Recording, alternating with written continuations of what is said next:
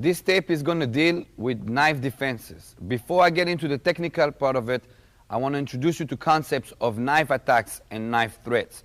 It is important that you understand the difference. Number one, a knife attack is already somebody attacking you, lunging in, either trying to slash you or stab you. That is considered a knife attack. Then you will have the knife threat. The knife threat will be somebody putting the blade to your neck in from the front, the side, or rear, and making a threat, same thing as it would be a threat with a gun. Those are two different scenarios, and they have to be treated differently as far as the strategies and the tactics. As far as the knives are probably the most dangerous tool or weapon you're gonna meet in a street fight.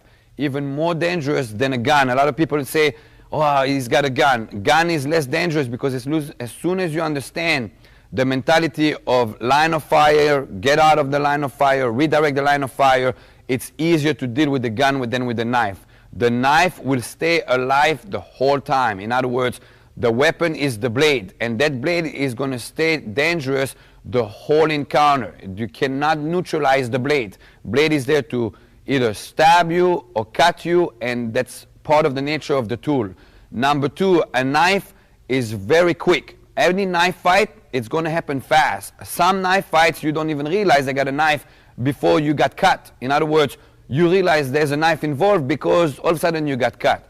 That is why it is probably the most dangerous weapon on the street. The Haganah system has put a lot of research, a lot of training time, a lot of skill drills development for this part of the system because of the nature of the weapon. Historically, also in the Middle East, there was a lot of attacks of blades on Israelis during the first intifada, the first uprising.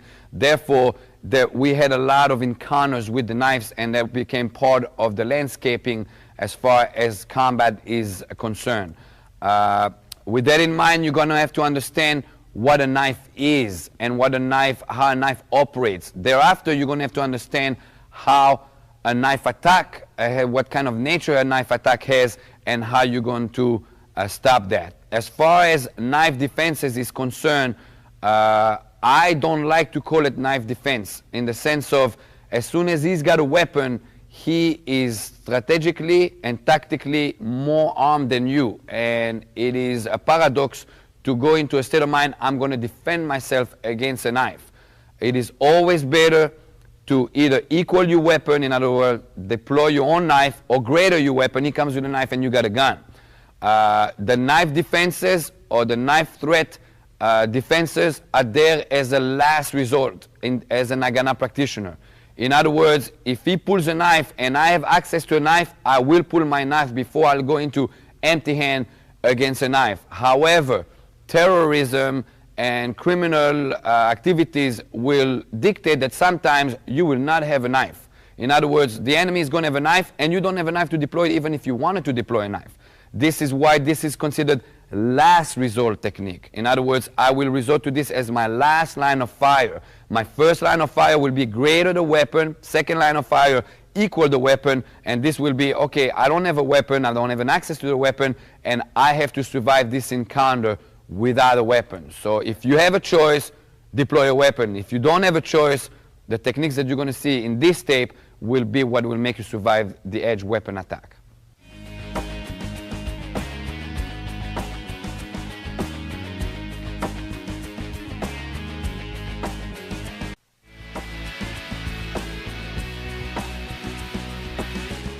Okay, one of the big reasons why in the Haganah system we program our students not to go empty hands versus a knife if you can. In other words, if I attack Carlos with a knife and he has the option to deploy a knife, it is better for him to deploy the knife versus that he tries to seize me or disarm him or defend himself without a knife. That would be the reason for that. If Carlos is dealing with a deranged person that comes attack him, the untrained knife fighter is going to commit to it. He's deranged, he's enraged, and he's just coming at it. In that scenario, it will be possible for Carlos to defend himself. However, if you're dealing with an experienced knife fighter, it's going to be in and out. There is no way on earth you're going to be able to seize that hand, because the trained knife fighter not only will have a good entry, but also he's going to probably rotate you before you come in, and it's going to be too much stress for you to grab that knife. So yes, the knife hand against knife will work against inexperienced knife fighter, but against an experienced knife fighter, you better deploy your own knife, because you have to equalize your level into the knife.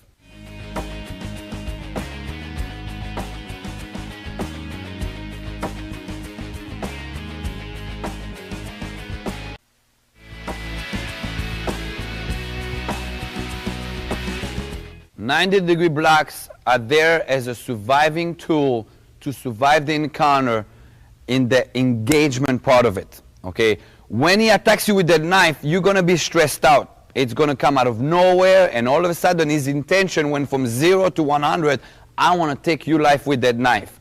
You're going to have a tactic that is proven to make you survive the initial encounter.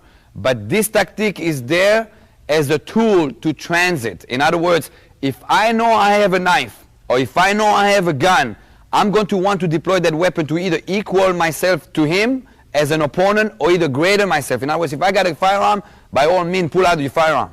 So the 90-degree tool is going to be the surviving tool for that transaction. Now, why do I want to deploy my weapon versus just defend myself? If he attacks me, and I survive that engagement, and I pull a weapon, it's going to take away everything he's got. In other words, all of a sudden, he's thinking, man, I came in with a knife, he survived it, and now he's got a knife as well. So that 90-degree block has to be instinctive in your neuromuscular system just to get in there. Now, it will be done like so. If he comes in with an attack right here, okay, it could be a slash, it could be a stab. At this particular moment, I can't read what's coming in. It's too much stressful. I am going to enter with a 90-degree. Now, that block has to be firm in the sense of I'm stopping him. Okay? Right now, he came in, and his objective has been changed by me basically stopping him. From here, I'm going to counterattack with a punch to the face. The counterattack to the punch to the face is going to create two things. Number one, I'm going to short-circuit him. He's going to think, ouch, versus I'm going to cut him. Number two, it will open the distance. When the distance is open, now I deploy my own weapon. Now he's got to come back knife versus knife. When he comes back knife versus knife, his confidence level dropped. All right, so every time you know that you can deploy a weapon, you're going to use the 90-degree block with the counter. It could be coming from this angle. Then it'll be 90-degree here. Again, I have a 90-degree. I'll pop him here, disconnect, and from here deploy my own weapon. In other words, the 90-degree block is there as a tool for deployment.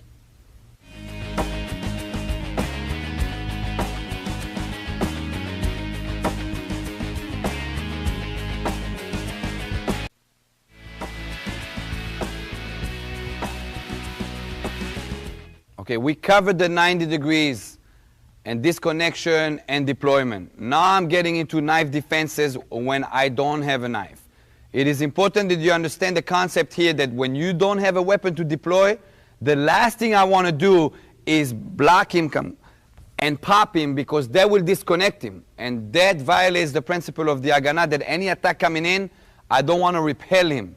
I want to seize him. I want to absorb him, demolish him, and spit him out, so to speak. In other words, when I don't have a weapon, my objective is to bring him in. In other words, let him do his thing and let me seize it and take it from there.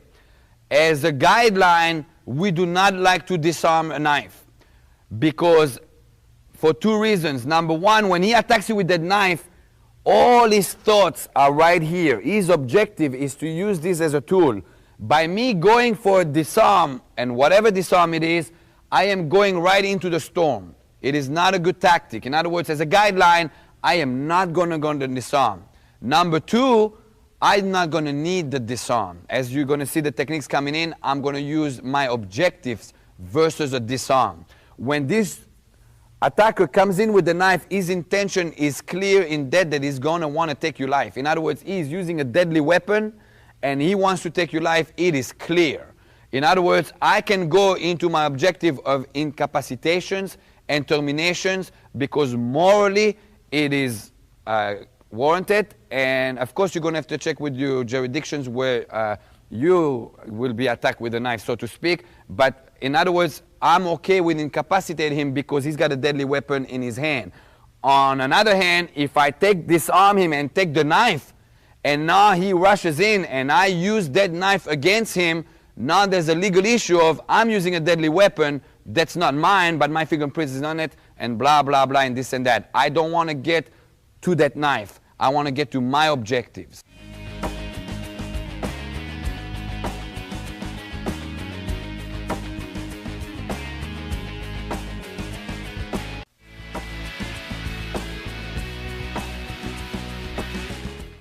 He comes in with the first one.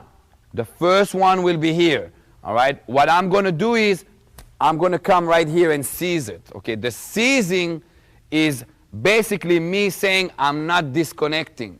And every technique you're going to have coming in, I am going to want to seize versus block. If I block, there's a freedom. In other words, if I use a block, that hand is free. All right? It's going to give me another transition to seize that knife. No good. And the attack comes in and I'm empty-handed, I'm going to have to seize that knife. As soon as I seize him, I can start going to work. And that will bring me to my objective versus disarms. Also, in the knife attacks, just like in the hand-to-hand combat techniques, I'm going to have a point of reference that I'm going to bring you to. In other words, every attack that's going to come with the knife, I'm going to bring you to a point of reference.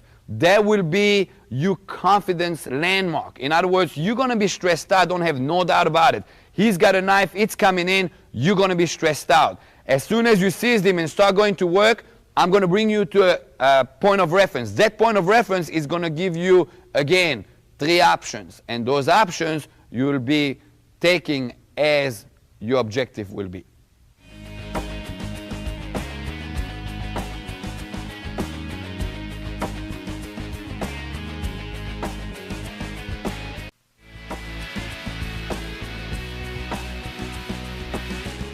Before we get into the techniques and the defenses, you're going to have to understand angles of attack. Angles of attack is a tool we use as a traveling line when the knife comes at me, as a reading of the actions coming in.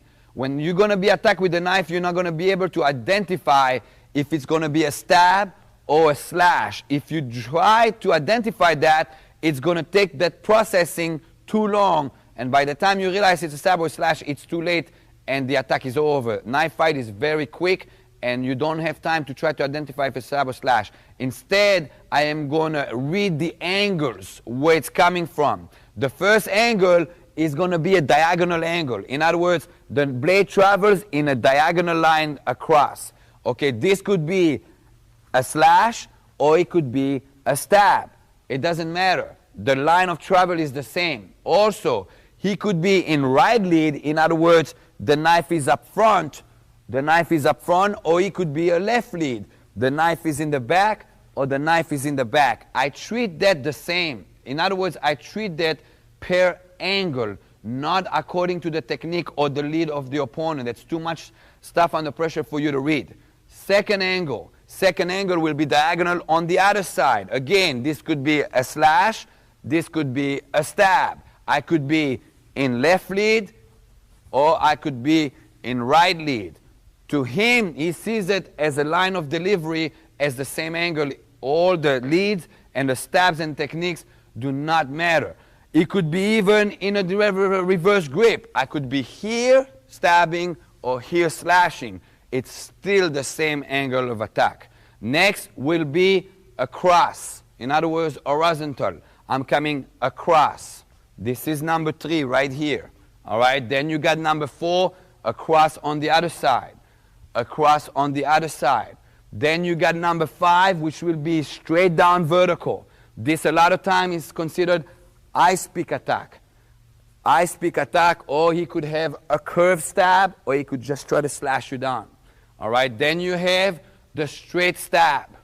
The straight stab, what we consider as a spear attack. It's coming in a straight line. And finally, you have the one from underneath. The one from underneath. Again, it could be any lead. It could be any lead. It could be left hand. It could be right hand. It does not matter. I treat it as an angle of attack versus which technique is coming in.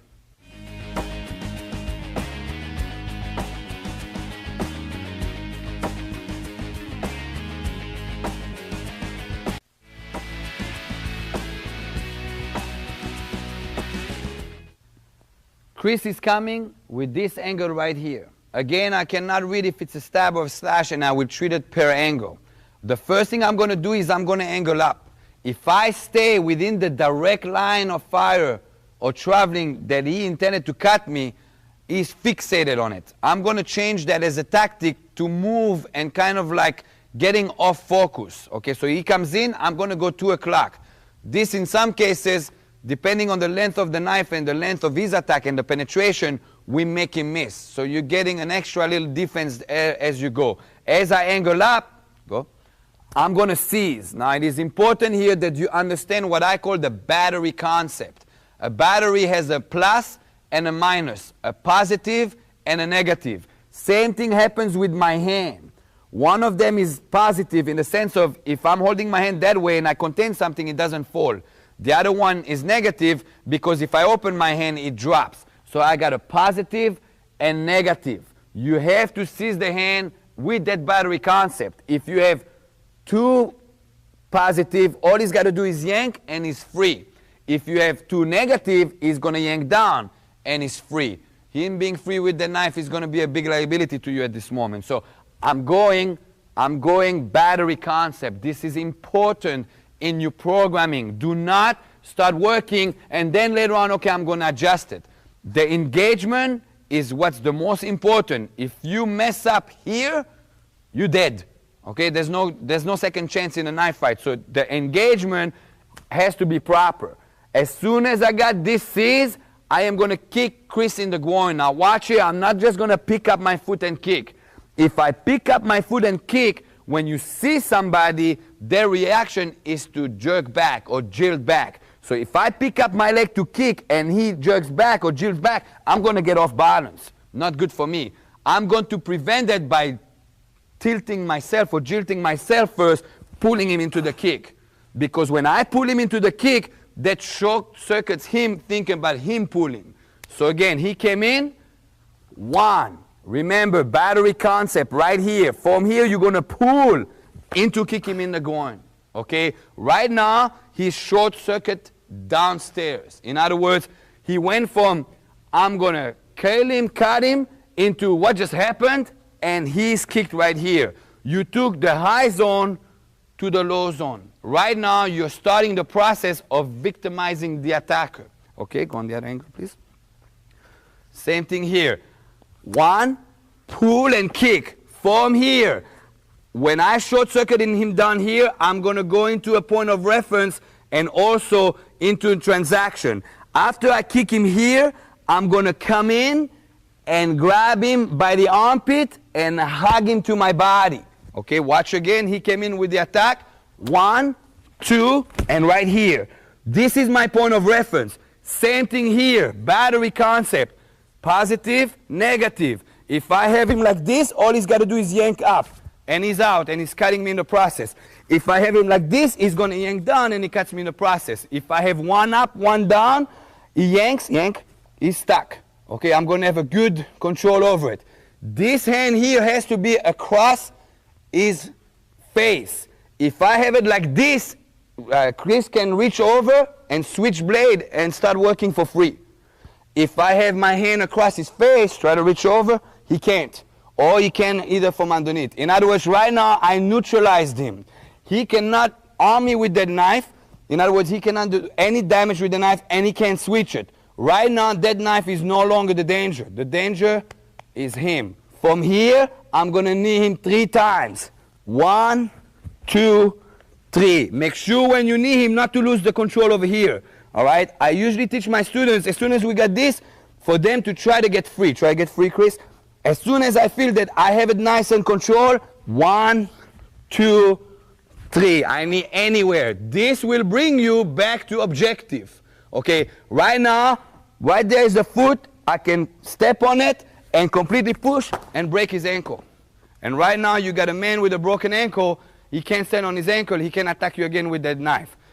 So that will be one of the objectives. Or again, I can go after the knees, 1, 2, 3, straight down, schlag him out, and basically you terminate him. Okay, in other words, I'm not reaching out for the disarm.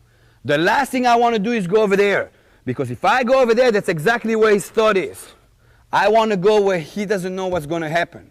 All right? Most people don't anticipate getting the ankle broken. Most people definitely don't anticipate getting schlacked out. All right? In other words, right now, those are your objectives. He attacked you with the knife. You completely neutralize and ignore the knife from this point on, and you're going to work according to Haganah objectives. Again. 1, kick, bring it in. Nice point of reference, forearm across his face. 1, 2, 3, and one of the objectives.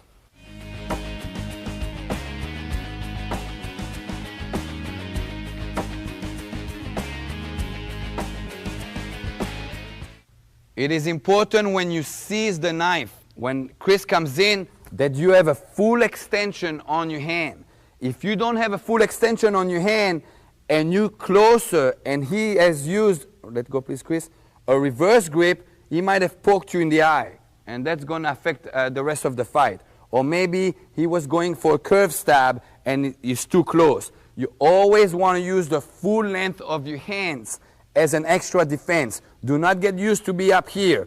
You want to seize it and keep it away from you until you short-circuiting downstairs. Now it's safe to come in. Also, on the knees, remember, you need 3 times anywhere. Don't start looking for a target. You're going to be very stressed out when there's a knife involved. And what's important here is having that point of reference good, that if he yanks, try to yank out, he can't get out. This is more important than the knees. The knees is just short-circuiting him. On the wrenching the neck, remember to go tight. Don't reach for it. Tight, and remember to wrench this direction, right here. Don't just go up here, then he's just going to go with you. It's this direction, tight, and this direction. It's very important that if you go into an objective, you can finish up your objective because the knife is still in his hands.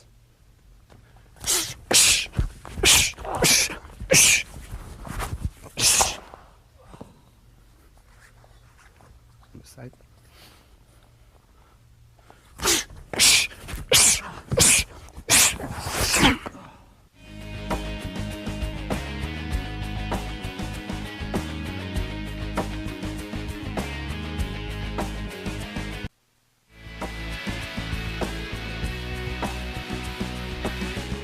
Okay, this time Chris is going to come in with that angle right there. Again, I do not know if Chris' intention is to slash me or stab me. I will treat it as the angle of the attack. The first thing I'm going to do is I'm going to angle out a little bit. I'm angling out for 2 reasons. Number 1, so he's not completely focused on a stationary target. Number 2, so it gives me more of a distance, so when I seize the hand, I am much more at the distance versus that I'm too close to myself. He comes in, and right here, remember battery concept, very important. 1 positive, 1 negative. If you have it like this and he yanks down, he's out. If you have it 2 positive, he yanks back, he's out. He's out, it's going to be a problem. So again, he comes in right here. From here, again, I'm going to want to kick him to the groin. As I kick him to the groin, I'm going to jilt him back. In other words, I'm jilting back to make sure that I'm not going to be off balance. Jilt him back, all right? It is important that you pull your leg back. If you kick and step forward, you're too close to the blade, and also there's going to be a transition anyway. So I'm pulling and kicking. From here, I basically short-circuited his thought from upstairs to downstairs by the pain. And I'm going to transit into my point of reference. Watch again. Back up, please. Again, he came in 1, kick, transition. Remember, positive, negative. Remember to go by the armpit so you secure the face so he cannot reach out for that knife. From here, again, Chris is going to try to jilt out a couple times to make sure I got it right. As soon as I got it right, I'm going to knee 3 times. 1, 2, 3 times. All right? And from here, I can go into one of my objectives. Break his ankle or schlag him out. One more time. 1, kick, transition, tighten up. 1, 2, 3, schlag.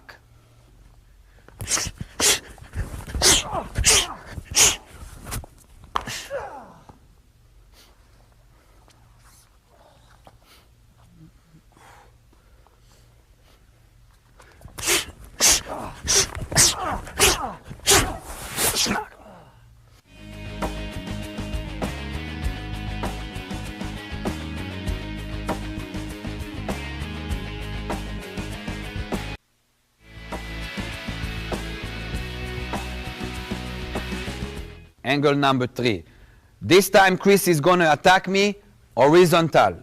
Okay? Again, he comes in and he's just going to take a slash right there. It could be a stab as well. Again, it could be a stab. I do not know what his intention is. I treat it by the angle. Again, as he comes in, I'm going to angle up a little bit. So I'm a moving target and it gives me more of a distance. So when I seize, I have a nice distance versus the knife is too close to me and then it short circuits me by cutting me. Again, he comes in, 1 here. Remember to have battery concept.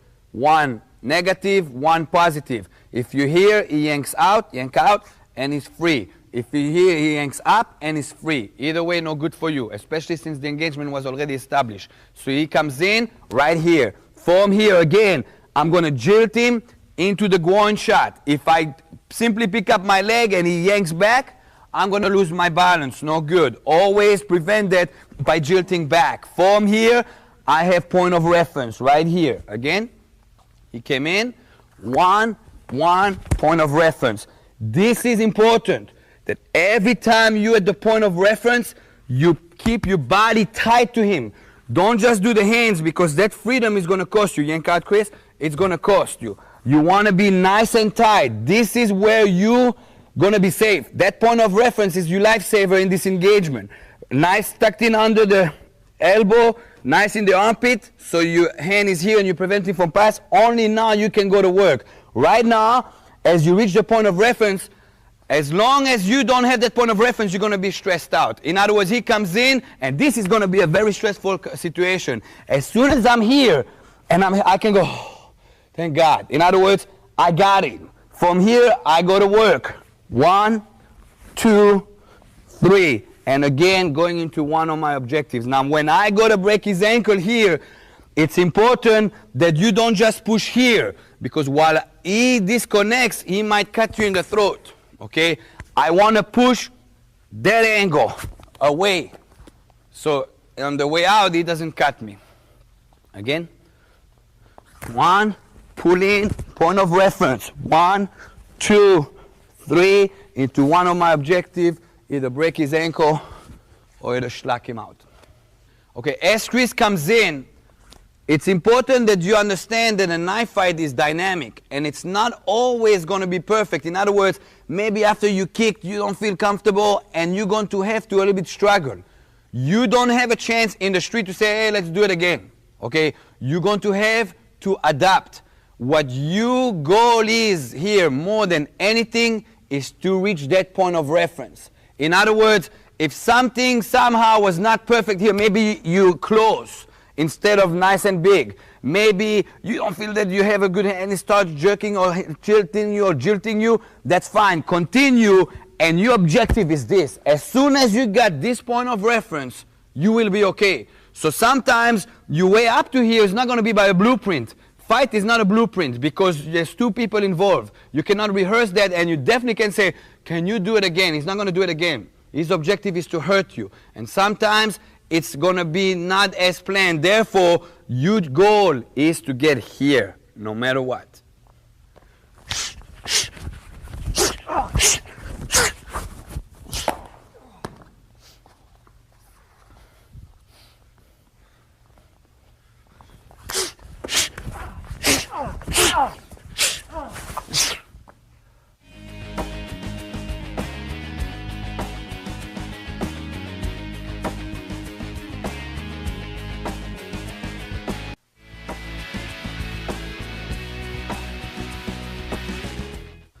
This time Chris is coming for an angle 4 attack. Either he's going to slash or either he's coming in with a stab. I treat it the same way. I'm not trying to detect what's coming in and getting more stressed out by it. Again, the first thing I'm going to do is angle out. I'm angling out for 2 reasons. Number 1, so I'll have more distance to seize. Number 2, so I'm not a stationary target and I get him somehow a little bit off focus. As I angle out, I'm going to seize the knife. Again, positive, negative. Not this way, definitely not this way. Positive, negative. From here, I'm going to short circuit him by kicking him in the groin. Same technique applies here. I'm going to jilt and pull into a kick. Don't kick and defensively wise he yanks back and you'll be off balance again. So you pull and kick to short circuit him. From here comes my transaction into the point of reference. Again. 1, kick, point of reference. Now as soon as you got him in a point of reference, again, on this side, attack. As soon as you got him in that point of reference, again, now you can go to work. Remember to have it tight to your body. Tight to your body. Make sure that it's a positive, negative, and your hand is on the armpit so you can control that it doesn't switch the blade over. From here I go to work. 1, 2, 3, and it puts me right into one of my objectives.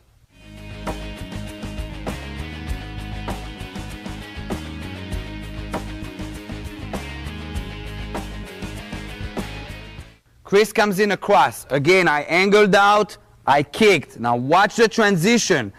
What gives me the transition is the jilt of me kicking in the groin. In other words, this is going to short circuit him.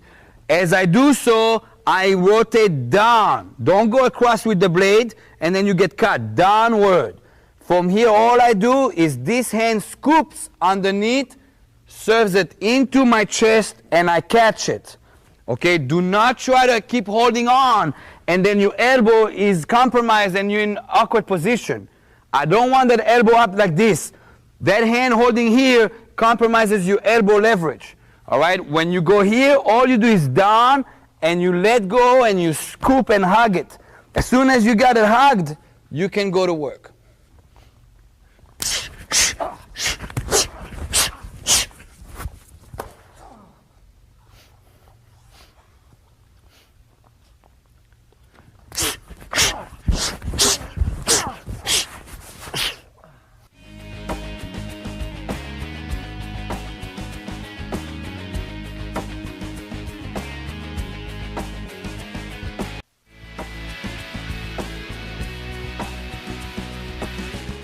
This time I'm going to deal with the overhead. In other words, the angle is coming right from above me, what is usually called an ice pick. On this one, I'm going to have 2 tactics. I'm going to have the outside tactic and the inside tactic. In other words, I'm going to have the one that when I see it coming and I can move. Sometimes because of the nature of the technique, is already going to be on top of you and you're going to need a block to enter into your engagement. All right, I'm going to take you through the first tactic first. As he comes in, I'm going to move to 11 o'clock. Me moving to 11 o'clock is my defense because I am getting out of the line of travel. On this one, I'm going to shoot my hands up as a precaution. I am not seizing. Because of the nature of the attack and the leverage coming from up above, me seizing it is going to be compromising my safety. Therefore, on this one, I do not seize. As he comes in, I'm here. And I'm going to borrow his momentum to shove it right here. Okay, in other words, I am borrowing this momentum and dissolving the attack with the same motion where he was going to. Again, 1 and coming here. From here, all right, I am sticking my body to him to control him. Now you got to remember, he came with a lot of momentum, and his objective was to hit you with the knife at this height, but he's got penetration, and everything came down here, so that's going to help you out with this control. From here, I am going into point of objectives. In other words, I can either incapacitate him or terminate him. If I choose to incapacitate him, I'm going to turn the head and push him here and keep him close to my body so that knife doesn't come back to me, and I'm going to shove down again to the floor. And from here, I'll have a break ankle. Again, stand up, Chris. All right. When you, come on in. When you do the takedown, remember to push with your body and shove down here and driving straight down. From here again, you can choose which ankle you're going to attack. Or, of course, you can terminate him. In other words, he comes in, you got our line of fire, went here. From here, one, and schlock out.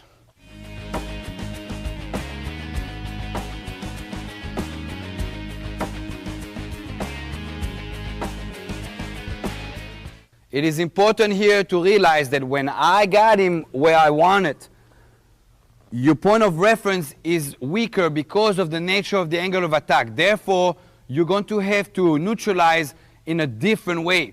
All right? When you're going for the takedown to break his ankle, remember to first push up. When you push the chin up, most people will try to resist going backward here. That's going to short circuit him instead of start thinking, switching the hand with the knife or do something with the knife. In other words, when I'm here, he's going to try to push there. That will give you that you can take for the takedown or, so to speak, for the termination. Remember to slide up and don't reach out. He's going to bite you. Slide up. Now as he resists, you take that and borrow it for the schlock.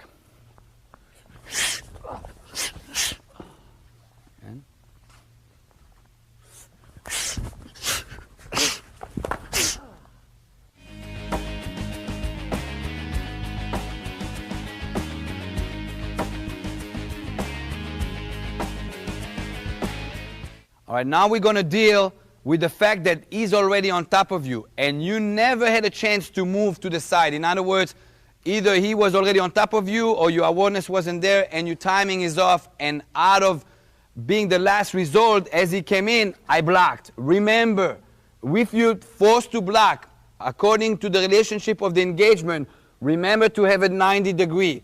Do not panic and reach out and then you're going to redirect that knife to your organs. Make sure it's 90 degrees. Now, given the fact that I am not armed, in other words, I don't have a weapon to deploy, I'm not going to hit. Because if I hit now, I disconnect him, and then I do not contain him. Again, every time it comes in as a hand-to-hand tactic, I want to contain my opponent. I never want to repel him. It's an Haganah principle that is very important to keep as you fight, because you don't want to stress you out in the ways that you're going to start changing tactics. All right, so instead of hitting, what I'm going to do as he comes in here on contact, I'm going to shoot in my hand. As I shoot my hand in, I'm going to figure four and step through. Now watch what I mean figure four and step through. I'm going to shoot and put my hand right here. As I put my hand right here, it forms a number 4. It forms a number 4. That's why it's called a figure 4. As soon as I got the figure 4, I'm going to step through and push toward his shoulder. Do not push out, because then the hand gets straightened up and he has freedom with the knife. Again.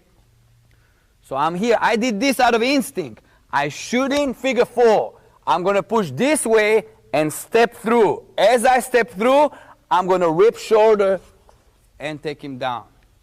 Again. 1, shoot, step through, rip it, incapacitate him, and take him down. On this one, because of the nature of the attack, and it was a last resort, and I have a figure 4, I only have an incapacitation. I don't want to let go and try to fish for his head while the knife is right there. In other words, here, I am definitely going for the incapacitation of ripping his shoulder out completely and tearing all the tendons. It is important that you don't reach out and do it here, then it's strength against strength, and you're still in the line of that hand as a struggle. I'm going to step through and just rip and take him down, incapacitate him in the process. All right. As Chris comes in, Remember to maintain the 90 degree.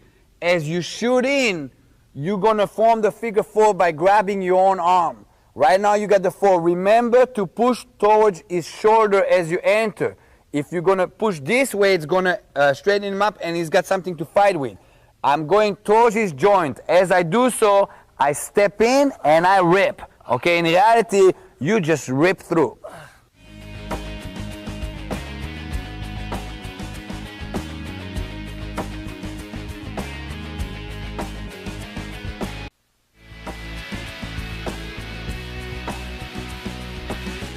This time, Chris is going to come in with a straight stab. It doesn't matter if he uses this lead or if he stabs from the rear, or so to speak, if he grabs my shirt and goes for a stab. I treat the attack the same way according to the line of fire. Now, because he's coming in the center, that is considered primary danger. In other words, my primary defense now will be to move to 11 o'clock. I am going to cut angle to 11 o'clock. If I only do so, he's going to follow me and cut me. I'm going to have to insert a protection. From here, I'm going to have a 90-degree angle block. Again, he comes in, 90-degree angle block. The block is 90 degree. Do not have a diagonal. If you have a diagonal, you direct him to your abdominals. You keep it right here. Now from here, what I'm going to do is I'm going to cup. All I do is this. Okay, do not grab with your thumb. If you grab with your thumb and he jerks it back, pull back, I'm going to go with it and it's going to short circuit me. I'm cupping it down simply so I can strike him. All right, because on this particular technique, if I try to grab him, I'm going to end up too negative and cut it and kick him. I'm going to end up being cut. No good. So from here, I cup down and I short circuit him by hitting right here. As I hit him right here, I'm right into my transition, into my point of reference. Again. So number one, right here, 90 degree, cup down, hit him. Transition, point of reference. Make sure it's nice and tight. Make sure your hand is in the armpit so the head will not be able to switch the blade. And from here I go to work. 1, 2, 3, into one of my objectives.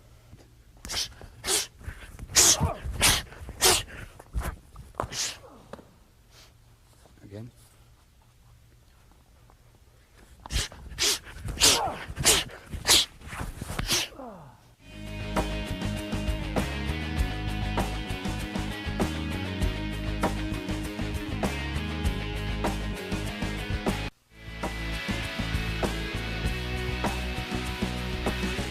This time Chris is coming in with an understab.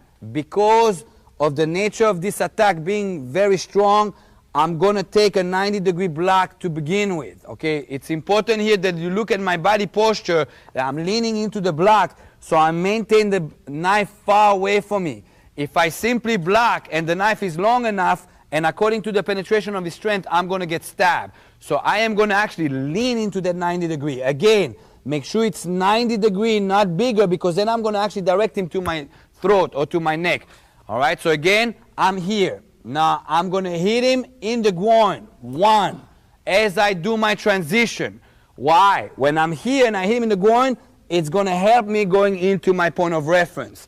All right, again, do not hit in the face. You hit in the face, you'll disconnect him, and that is designed for deployment. Right now, again, I'm working without a weapon. In other words, he comes in, 1, and hit in the groin. From here, I got my transition into my point of reference. Remember, you want this in, nice and tight.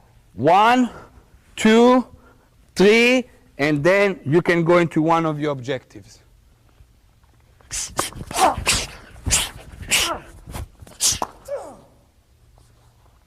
Again.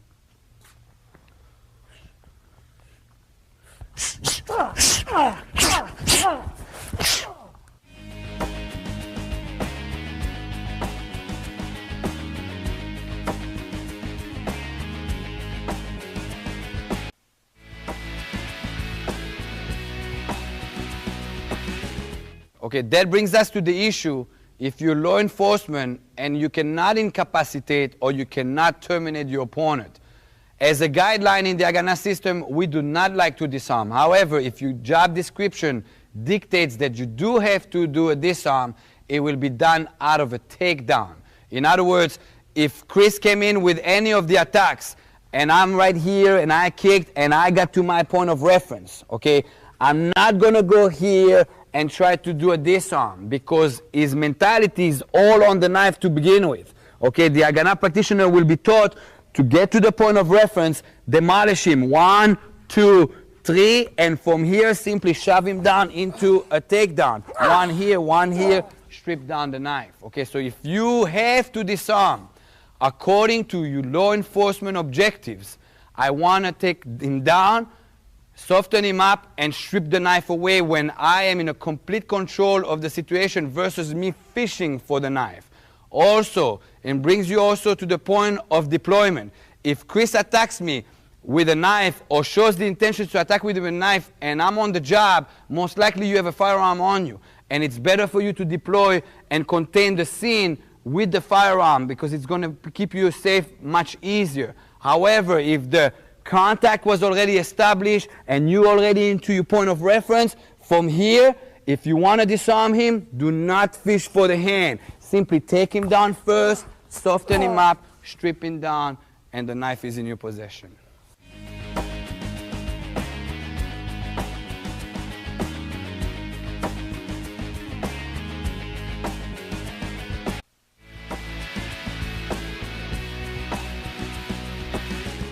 That brings us to knife threats issues. A knife threat is different than a knife attack. The knife attack, the intention and the action was already in flight.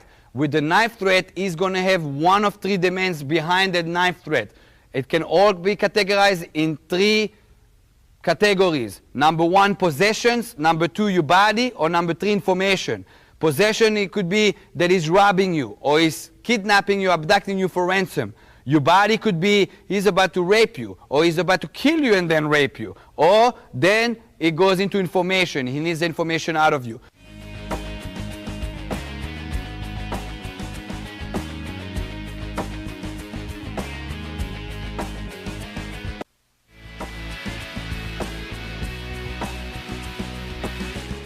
The first scenario is Carlos coming in, putting the knife right here to my throat. Again, there is a demand. If he wanted me dead, he would have cut me, and this would be irrelevant. That demand keeps me alive. The first thing I'm going to do is comply, or at least act like I'm complying. I am doing so I stress him down. His stress level goes down. He thinks he's going to get his demand. Therefore, it's not to his advantage to slack me in my neck. And here also, I'm getting my hands closer to the area where I'm going to want to operate. So again, number 1 will be right here. From here, I need to prevent the primary danger of this threat, which is him moving the knife 1 inch this way. As long as I can prevent that blade traveling 1 inch this way, I will be safe. If I start stressing myself out, he's going to cut me, he's going to kill me, I can't focus. I'm going to be here and I'm going to prevent that. By that, I'm going to turn my body and hit the forearm. Turning my body will disconnect the blade. Hitting the forearm will prevent him to move in that direction.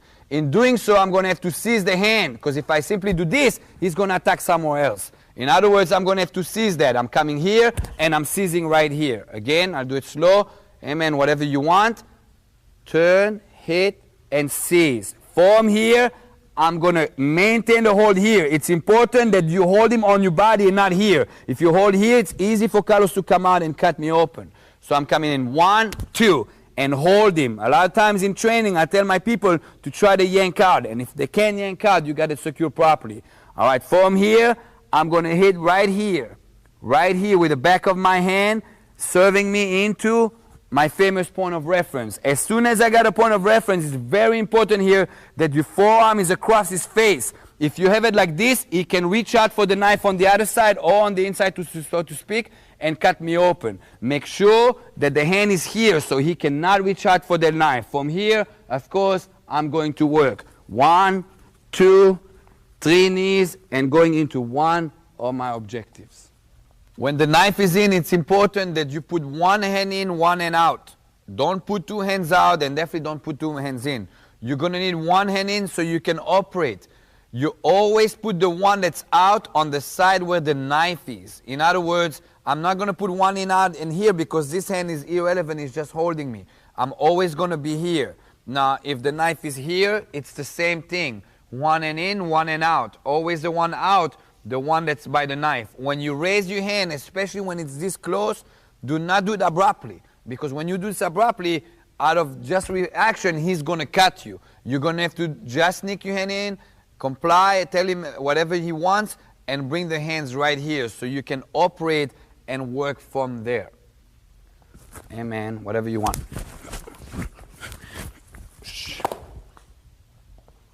This side. Amen. Whatever you want.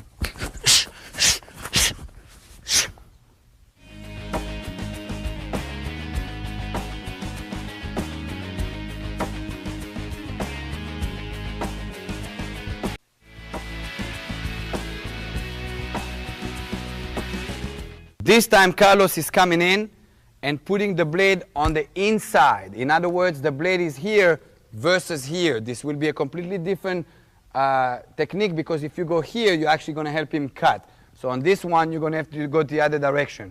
Again, he's got a demand. That demand keeps me alive. I'm going to pick up my hand. One inside, one outside as usual. You're going to do this because I don't want you to go this one, this one, this one. I want all the time the programming be the same. I'm coming here. This time I'm going to prevent him to cut by grabbing and coming here. Watch again. Grabbing and coming here. From here, hit, point of reference, and you're going to stick the hand to your shoulder versus being on the chest. Again. 1, 2. Grab, point of reference. Make sure you maintain that the knife is secured to your shoulder. From here, 1, 2, 3 knees, and to one of your objectives. Again. Amen, whatever you want. 1, 2, 1, 2, 3, into one of your objectives. Amen, whatever you want.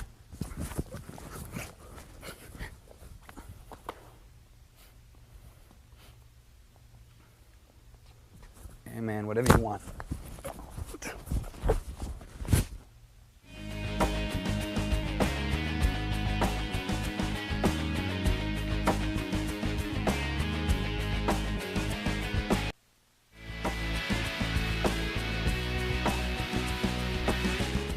This time Carlos is going to come from the rear. Again, I have to identify the primary danger. Primary danger now is the blade traveling this way. I have to prevent him traveling this way. The first thing I'm going to do again is act like I'm complying, so I'm also getting my hands closer. What I'm going to do is I'm coming here and I'm going to plug right here. As I plug right here, the knife will disconnect. Again, this will be one, whatever you want, act like you're complying. Don't look at him with the corner of the eyes. They're very provocative and he might, out of being nervous, just lock you out. You hear one and dropping. As soon as you dropped here, you're going to secure this hand, hit him in the groin right here to ring the bell. Hitting the groin. Do not let go both hands. One and secure it. From here, I'm going to raise my shoulder to find my way out. From here, if you pay attention, I can actually stab him with his own knife and I didn't even put my fingerprints on that knife. I'm coming in the rear, pick up into a chicken wing. From here, I have my objective. I can schlock him out or I can take him down and break his ankle. Again, this will be one. Amen, whatever you want. Drop here. I disconnect the knife, hit him in the groin. Up with my shoulder, find my way out right behind him. You want to stab him, fine. Coming up, make sure you grab him here so he stays erect. From here, you can schlock him out or you can take him down and break the ankle. Okay, as you come from underneath, and here it's important that you keep everything tight. Don't come out and give him room. All he's going to do is yank and he'll be out and he'll be free. When you came from underneath, you want to raise your shoulders so you create yourself a window to step right back. So you can still stab him and you're going to drive that hand right behind his back while you're going to grab the shoulder right here and keep him erect. There will be the chicken wing right there. Only from here he's got already pain compliance. Right here. And you go into your objectives from there. Hand goes straight up, keep it tight. If anything, you want your whole body to be involved into the chicken wing. Amen. Whatever you want. Good. Again. Amen. Whatever you want.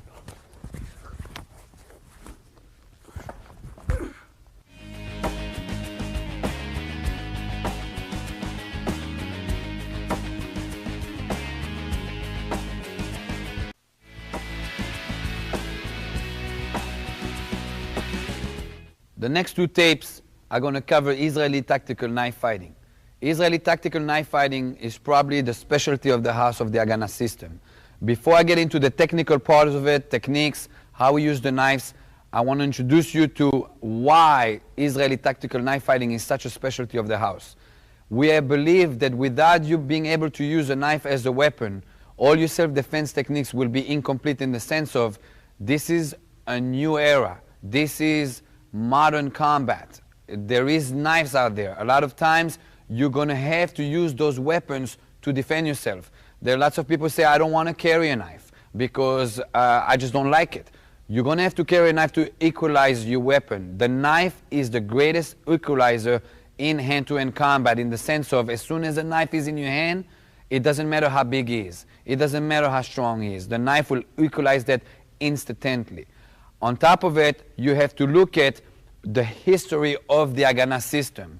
The Haganah system pulls out of 4 systems, 2 civilian martial arts and 2 Israeli IDF military tactics, Kapap and Lotar. In both those systems, the knife is a prevalent, strong weapon. In other words, it is a big part of the culture in the Middle East. Throughout the history of the IDF and throughout the conflict between the Israelis and the Arabs, knife attacks have been part of the culture. And because of that, both sides are armed with knives. In other words, you'll have the knife attackers and you'll also have the IDF operators that carry knives. It is important that you learn how to use a knife also as an intelligence gathering, how to deal with the knife attack. If I don't know how a knife attacker is going to attack me with a knife, how the hell can I defend against it? In other words, I'm going to have to learn how to use that knife to be aware of what's coming in. If I don't know how to use a knife, I surely don't know how to defend against a knife. So that's on a tactical level. Also, it is important that you understand the violence involved in a hand-to-hand combat situation. Combat, street fighting, violence is serious business. If you don't bring the weapons into play and the other side does, they'll always have the advantage. So yes, you want to be the good guy, but on the other hand, you don't want to be the underdog in the fight. Therefore, it is important that you build Israeli tactical knife fighting into your curriculum, into your arsenal as an Haganah practitioner. With that in mind, let's get to work.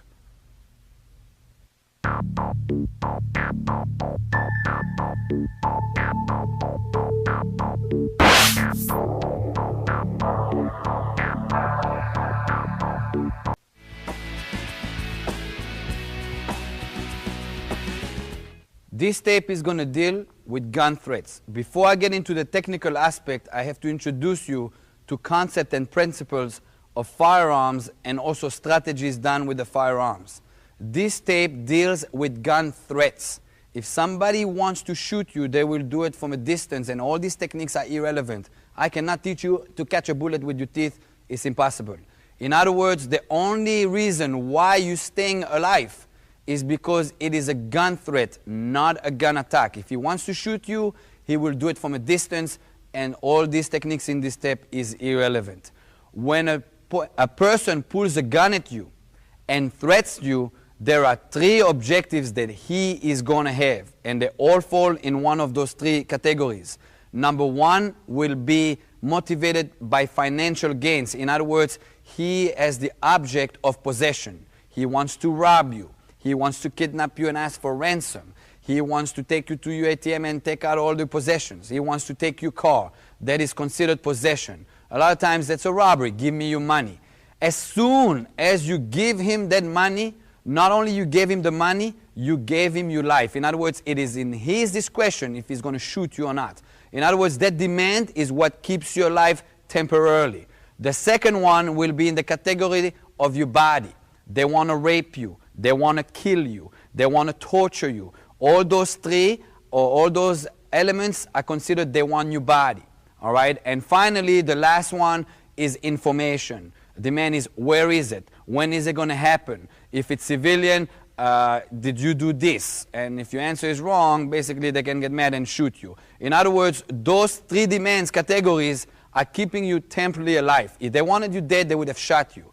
So as soon as somebody threatens you with a gun, you're going to have to keep that demand not available to them, because that is what keeping you alive. Unless you understand that concept, you might do a mistake. You might provoke them to shoot you. You might give them what they want, and then out of non-identification purposes, in other words, they don't want that you identify them to the authorities, they're going to shoot you. So you have to understand that that demand is actually you temporarily insurance to stay alive in the gun encounter. Then it's going to bring us to the subject of what is a gun? What is a firearm? If somebody attacks you at gun threat, you need to stay calm. And a lot of people fear what they don't know. If they never held a gun in their hand, they fear guns. Oh my God, it's a gun. I never held a gun in my hand.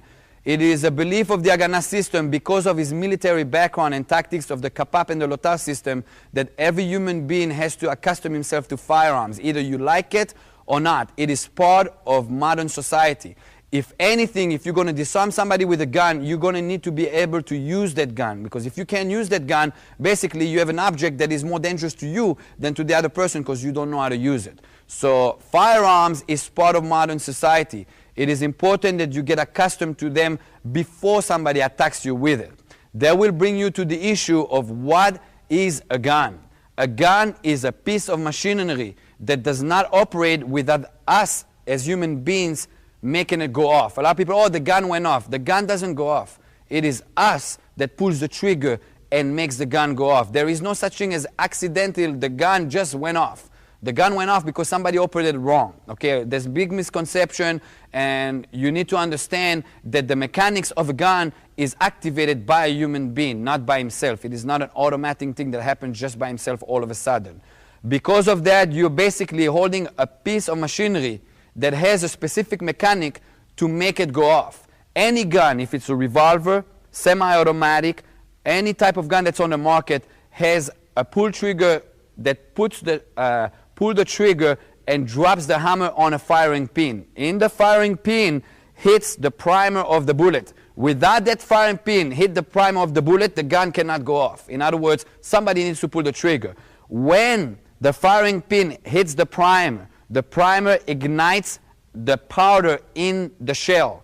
There is an explosion that happens, and what happens is, out of the explosion, the bullet has no room to contain the gas that's in that shell, and it basically propels itself out of the chamber. So every time a gun goes off, it's because the trigger got pulled, the hammer hit the fire pin created an explosion in your hand, and the hand went off. That makes a lot of sound. It is important that you training of gun disarm involves that your trainer tells you when the gun is going to go off, so you can expect it and anticipate it, and by doing so you surprise the other person versus you being freaked out of it because all of a sudden the gun went off.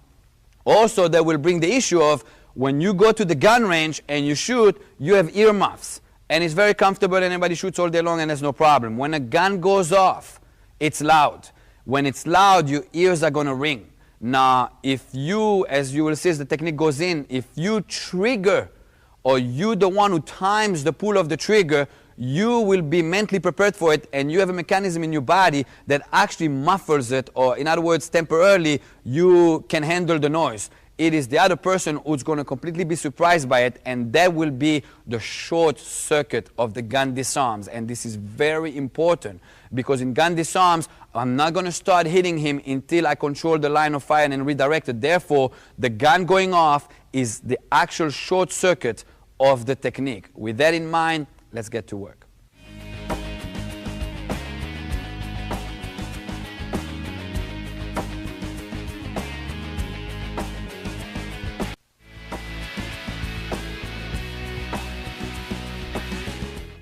Chris pulls the gun. As soon as that gun is pointing at me, it is considered a gun threat. It is important that you realize the relationship of the distance in the gun disarms. If I am far away, that I cannot reach that gun, no technique on earth is going to save you. If he decides to shoot, you better hope that he's a bad shooter and he misses you. In other words, you have to be within arm's reach to be able to defend yourself with the gun.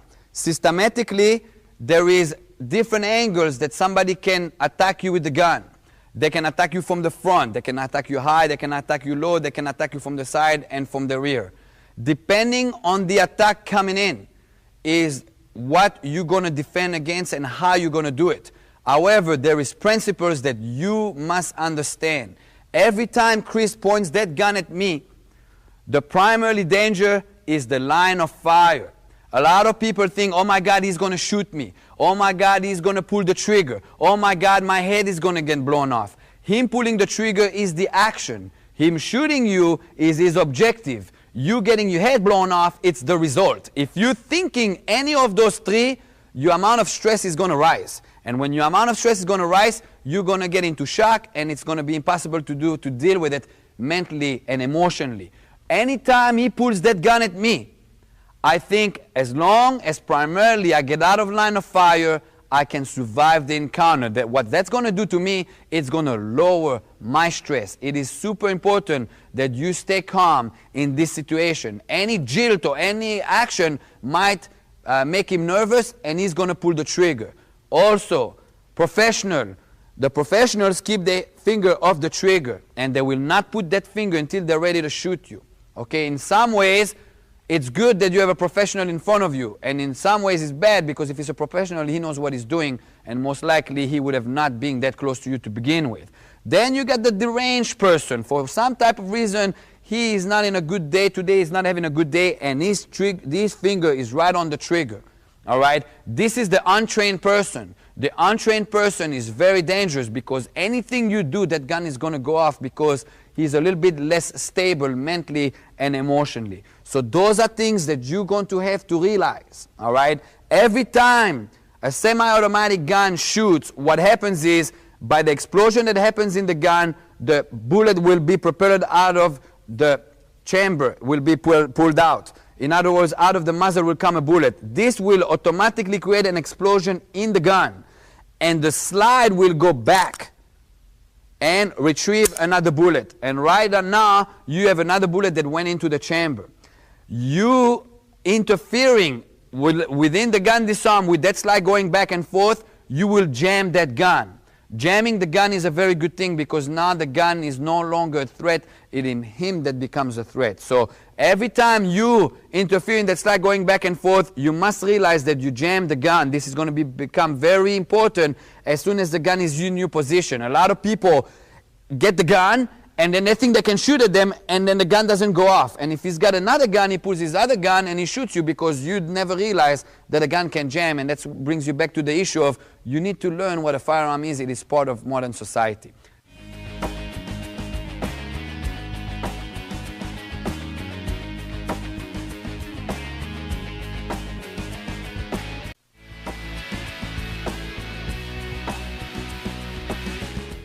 Gun disarm number one will be a threat to the chest. Okay, primary danger is line of fire.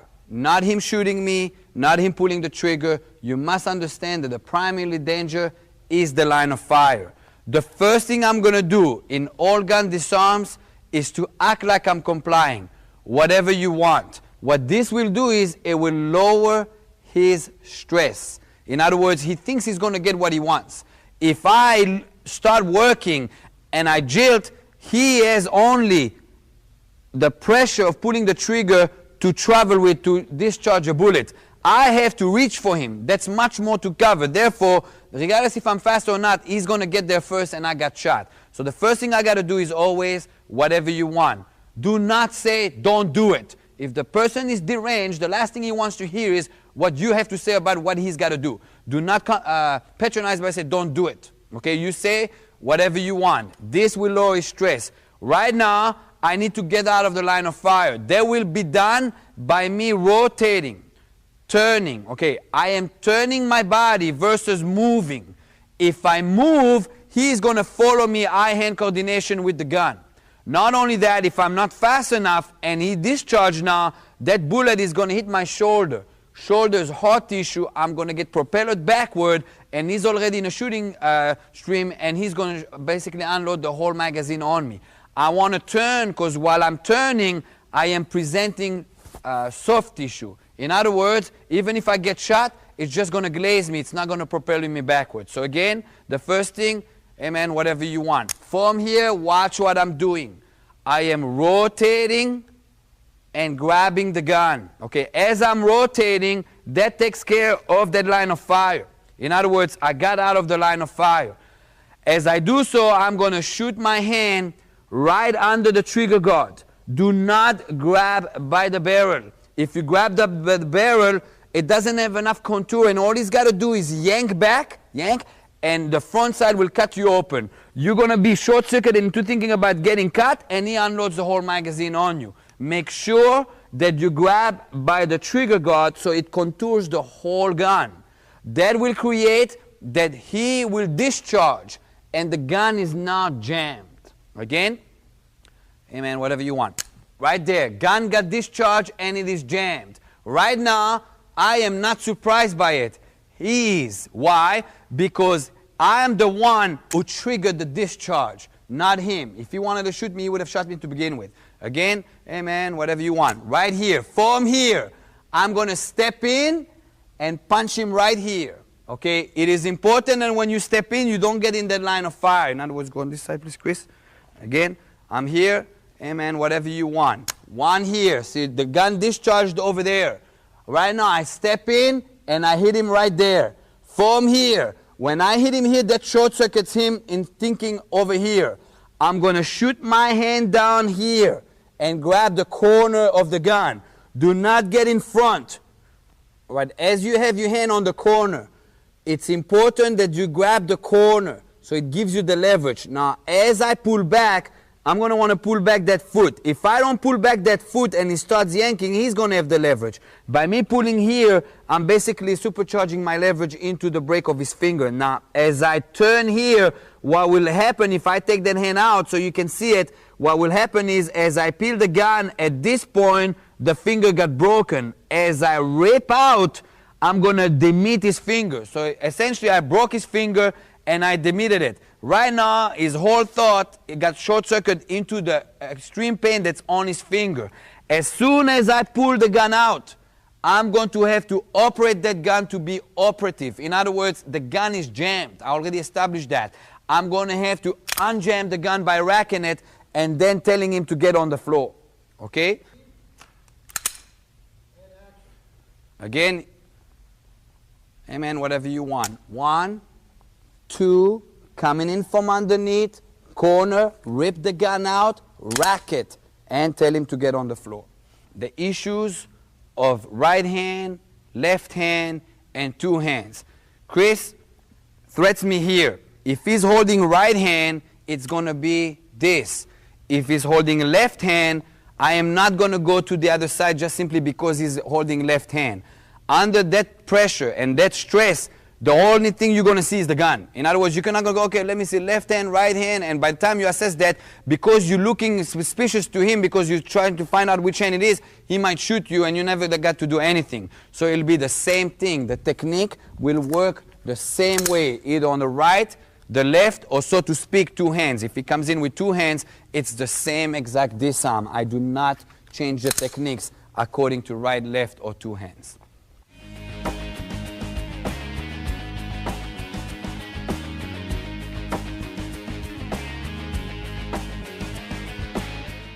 What do you do as soon as the gun is in your possession? Okay, the first thing you're going to have to do on a survivor level is to rack the gun so it's operative again. 90% of the time when you're going to disarm somebody, you are going to actually jam the gun. And even if you don't think it's jammed, don't take a chance, always end up racking the gun.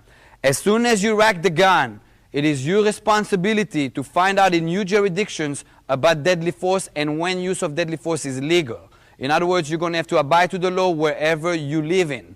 Okay? Morally, you're going to have to give him a chance to give up as soon as the gun is in your possession. In other words, First thing I'm going to do is rack the gun. From here, I'm going to tell him, get him on the floor. Get on the floor right now. If he got on the floor, you do not shoot him. Why? He gave up, and obviously he's no longer a threat. If in case you tell him to get on the floor and he pulls out another gun, it's time to shoot him because he's endangering you. In other words, as soon as he pulls that gun, it's 2 to the body, 1 to the head, because it's going to be either him or you. And you got to make sure that it's you that goes home at the end of the day. In other words, he pulled another gun, 2 to the body, 1 to the head. In case you told him to get on the floor and he pulls a knife or he desperately attacks you, you are going to have to zip him up. If you go to the chest, 1 to the body, he still might get to you with that knife. In other words, yes, you shot him and he's going to end up dying, but he's going to cut you in the process and he's going to kill you as well. Therefore, nobody won. You're going to have to zip him up from underneath so he collapses. In other words, coming from underneath. So basically, you'll have 3 options. And again, you're going to have to check with your jurisdictions what deadly force is considered in your area.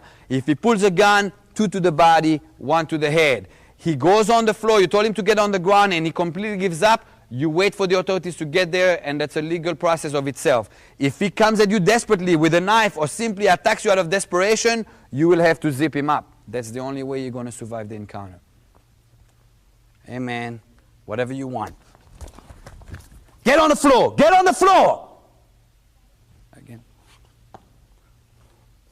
Amen. Whatever you want. Get on the floor.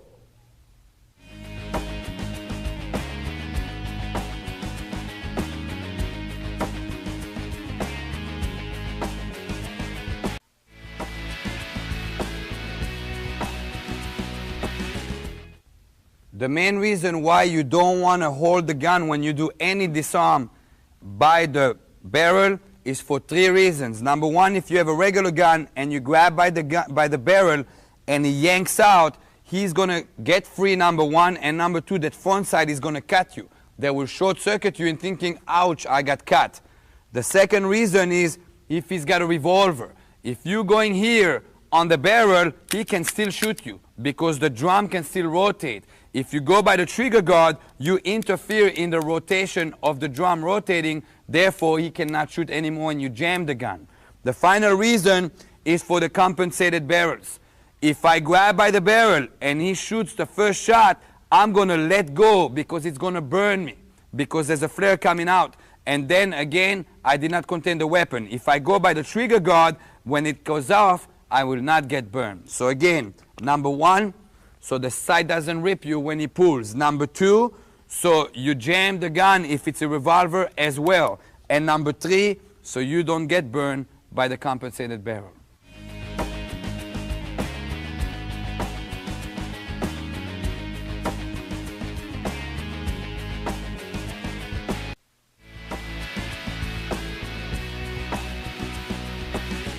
The second disarm is going to deal with a threat to the head. This time, the threat is to the head. Now on this one, I'm going to choose a different method than doing this for the simple reason that if I had it to my body earlier and I chose to go here and that gun got discharged and I had a bystander, maybe I'm working VIP protection, or maybe it's a family member, they got shot in the leg, they will survive. If I'm here to the head, it is a tactical mistake to do this disarm because whoever is by you got shot to death. Okay, there I'm going to redirect the line of fire upward. Okay, the first danger again is the line of fire. I'm going to get out of the line of fire by simply dropping. As soon as I drop, that takes care of my defense. At the same time, I am going to pigeon up. We call this pigeon in Israel because it looks like when the kids play on the shadow. I'm pigeoning up to the trigger guard. Again, I'm not going by the barrel. If I go by the barrel and he yank out, right? Again, I'm getting cut and he starts shooting me. I'm going by the trigger guard and seizing the gun. Now, all those 3 things happen simultaneously at the same time. So basically, I'll go, hey man, whatever you want, and boom. Right now, that gun got discharged. Now, who triggered it? Me or him? Me. He's surprised by it, okay? Again, I'm here. Hey man, whatever you want. And I'm coming up. Gun gets discharged. From here, I am going to turn, and this is going to be done violently, straight into his chest and break his finger. From here, I'm going to hit him with the firearm, pull out, rack it, and tell him to get on the floor. Again. 1 will be amen, whatever you want. 2, gun get discharged. Right now, he's short-circuited by the discharge. I'm going to step in. Don't try to break his finger from here, you're off leverage. My left leg steps in if I'm right-handed. My right leg steps in if I'm left-handed. So I end up in a fighting stance or in a hand-to-hand combat fighting stance. From here, I break his finger right here. I hit him with the barrel and I pull the gun out. This will basically break his finger and demit it again. Rack the gun, tell him to get on the floor. Again, one more time. Amen, whatever you want. Bang, discharge, step in, hit him, rack the gun, and tell him to get on the floor. Amen, whatever you want. Get on the floor right now. One more time. Amen, whatever you want. Get on the floor right now.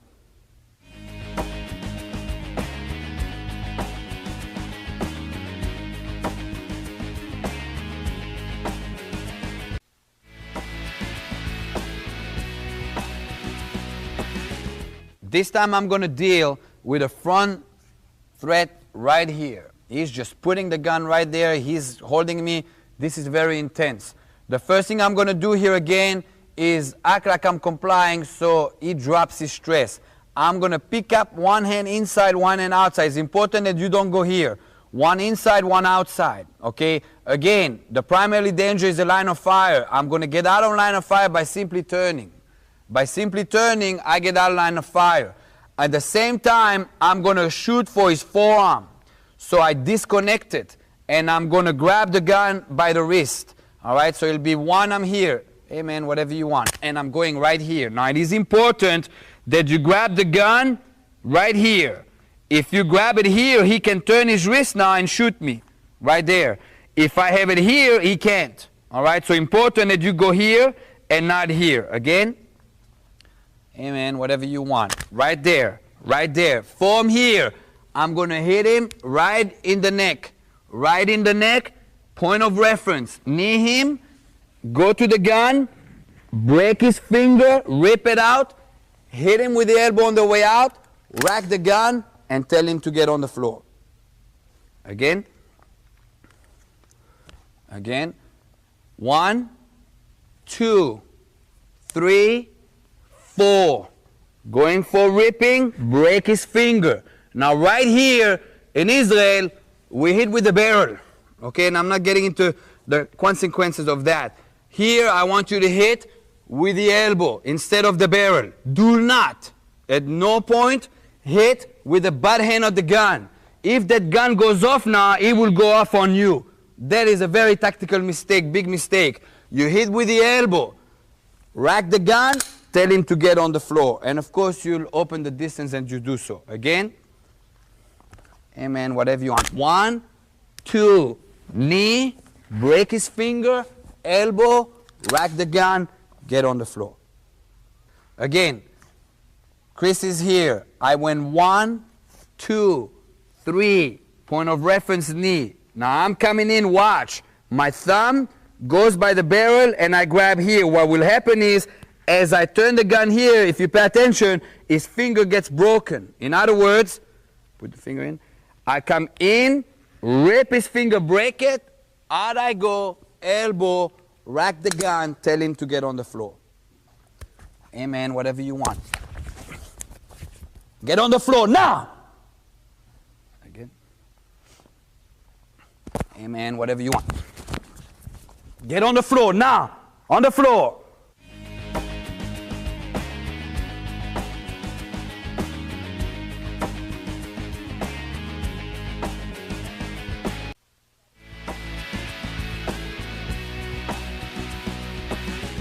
This time, he's going to put the gun to my head from the side. Now, there's going to be 2 scenarios. One, that the gun is in front of my ear, and one, that the gun is behind my ear. The first one I'll deal, that I am right in front of the ear. You will know so when he connects.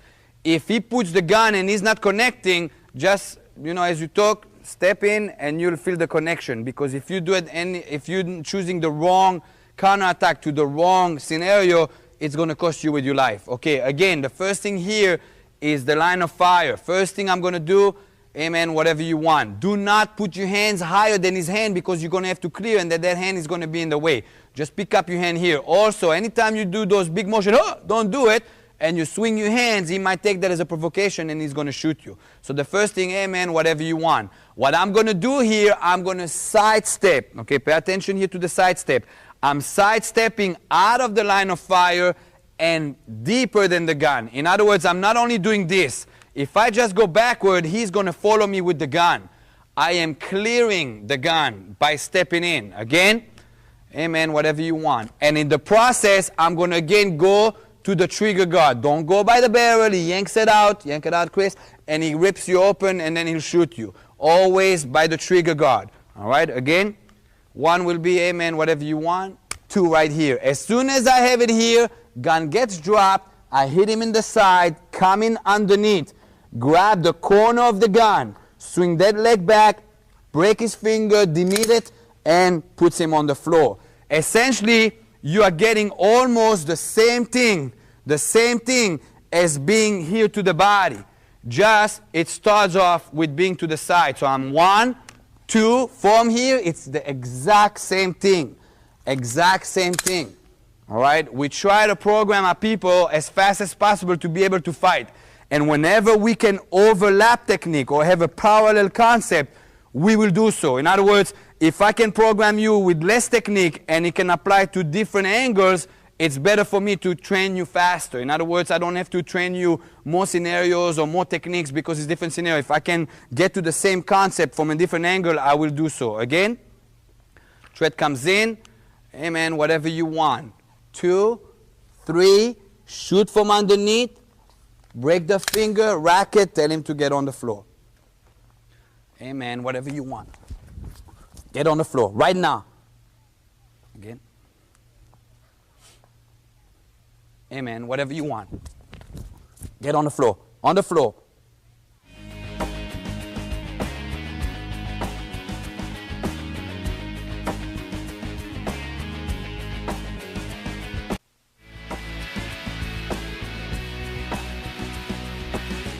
This time, Chris is going to come and put the gun to my head, but it's going to be behind my ear. If I try to move sideways, I might get stuck, and now basically he shot me and I'm dead. In other words, I'm going to have to change my tactic. The first thing I'm going to do again is, amen, whatever you want, basically dropping his stress. From here, I'm going to turn in. Okay, what I'm doing is, I am turning out of line of fire, and I'm stepping in to pass the gun. As I do so, I'm going to trap here. All I'm doing is holding right by the forearm, and I'm going to shoot an elbow to short circuit him. Again, amen, whatever you want. Step in, clear the gun, and hit.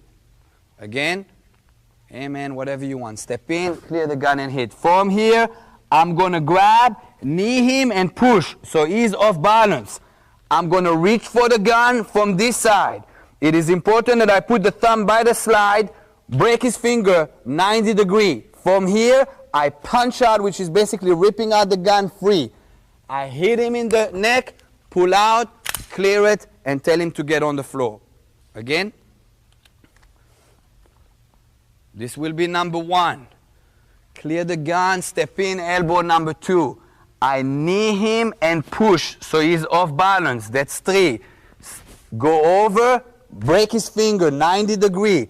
Punch out, rip out the gun out of his hand, hit with the elbow, step out, clear it, tell him to get on the floor. Let's get it one time from this angle, please. Again. Amen, whatever you want. Step in elbow, step in knee, step through. Get him off balance. Grab here, make sure your thumb is right here so you have leverage. Break it. Out, elbow, rack it. Tell him to get on the floor. Okay, as Chris comes in, all right, because it's side view, I don't even know if it's right hand or left hand. If Chris has the gun in his left hand, switch please, Chris, right? I do the exact same thing. I don't go, let me see, left hand, right hand, because every time you look at him with that corner of the eye, it looks very provocative. In other words, he might get nervous and shoot you. It will be the same thing. 1, step in, elbow him on the outside. Your knee will be a Charlie horse, come out here, and out we go. It's the same thing. And of course, go on the other side, Chris. It's the same element on this side. Again, I don't know right hand, left hand, both hands. One, it'll be clearing, kneeing, step in, this arm, out we go, clear the gun and down. So, because it's from the side, it doesn't matter if he's on left side, left hand, right hand, you always do the technique the same. You don't have the luxury to go, let me see, right hand, left hand. If you look at him the wrong way, he might get nervous, shoot you, no good. You don't choose where you're going, you just do the same technique and adapt yourself as you go. Hey man, whatever you want. Get on the floor, right now, get on the floor. Again. Hey man, whatever you want. Get on the floor, right now.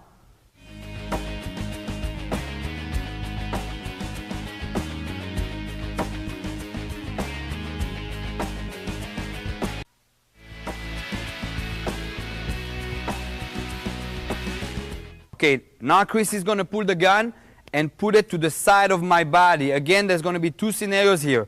One that it's in front of the elbow and the second one behind the elbow. Two different scenarios, two different counterattacks. Same thing happens here. The primary danger is the line of fire. I am going to sidestep and get out of the line of fire. The same thing I did upstairs.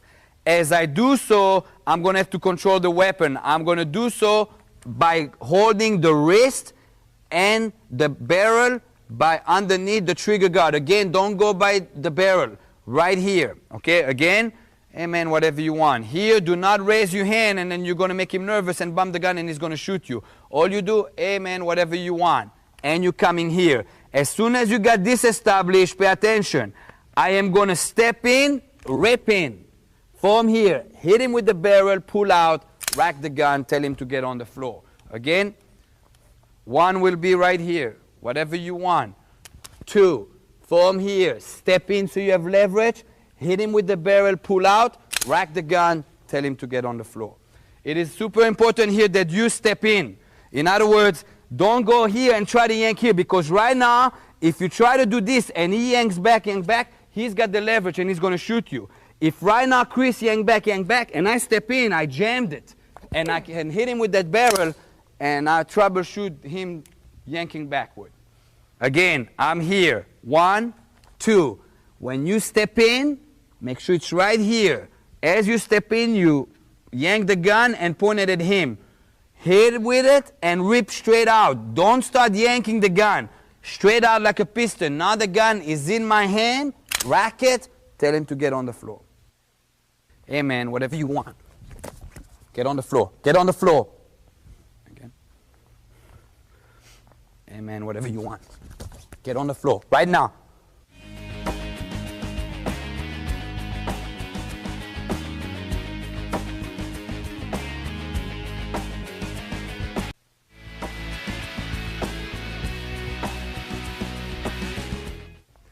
All right, this time, Chris has the gun behind my elbow. In other words, if I try to move over here, he's just going to shoot me. In other words, I'm going to have to change the tactic again. All right, from here, first thing I'm going to do is comply. Again, don't bring your hand up here. It's very important, because then you're going to turn and wrap from up above, and that's a tactical mistake. You're going to need to wrap from underneath. Therefore, same thing as before, have your hands down, whatever you want. What I'm going to do now is I'm going to turn to get out of line of fire, and I'm going to step in to pass the gun. Okay, if you simply turn, you're going to turn into the gun. Make sure you turn and step in. As I do so, I'm going to wrap underneath. I'm going to wrap underneath. Try to get as close as possible to the elbow. Don't go by the wrist. If you go by the wrist and he yank out, he's out. Try to control by the elbow. Again, 1, 2. As I do so, again, here comes the shot to the elbow. That is all done simultaneously as one motion. So I got 1, 2. From here, knee to the groin, push him off balance. Reach over. You put your thumb on the slide, break it 90 degrees. Rip the gun out, hit him in with the elbow, rack the gun, tell him to get on the floor. Again. Hey man, whatever you want. Hit. Knee, push him off balance. Break his finger, rip out the gun, elbow, rack the gun, tell him to get on the floor. One time on this side, please. Again, whatever you want. Step in elbow, knee, step through. I'm coming right here. Make sure you put your thumb right here. Don't do this. If you did this, it becomes a struggle. I want the thumb here and the finger here, and you're going to yank 90 degrees as one motion breaking his finger. From here, I'm going to rip the gun, punching it out here without no struggle. Elbow, step out, rack the gun, and tell him to get on the floor. Amen, whatever you want. Get on the floor right now. Good. Don't block the elbow. Amen, whatever you want. Get on the floor. On the floor! Amen, whatever you want. Get on the floor right now.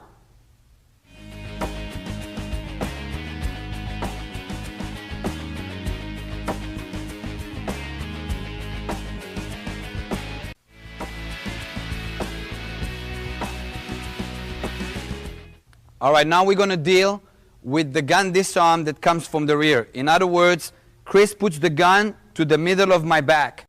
Again, I don't know which hand it is. I certainly am not going to look which hand it's going to be, because every time I give him the corner of my eye, it looks provocative and it might trigger him into shooting me. The first thing I'm going to do is comply. Again, I am not bringing my hands up. If I bring my hands up, he might take this as a challenge and shoot me.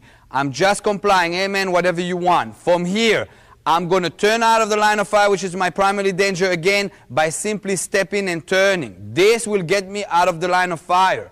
As I do so, I'm going to wrap from underneath. Again, whatever you want, turn, wrap from underneath. Again, whatever you want, turn, wrap from underneath. If you get it on the other angle, please. Amen, whatever you want, turn. Right now, as you can see, I'm out of the line of fire. That gun will discharge now, but I won't get a shot. And I'm coming underneath. Again, try to be as close as possible to the elbow versus coming to the wrist. This also will force you to step in. If you simply turn, then maybe you're just going to turn into the gun. Make sure you step in so you clear the gun and you can elbow as well. Here comes the elbow. Again, amen, whatever you want, turn.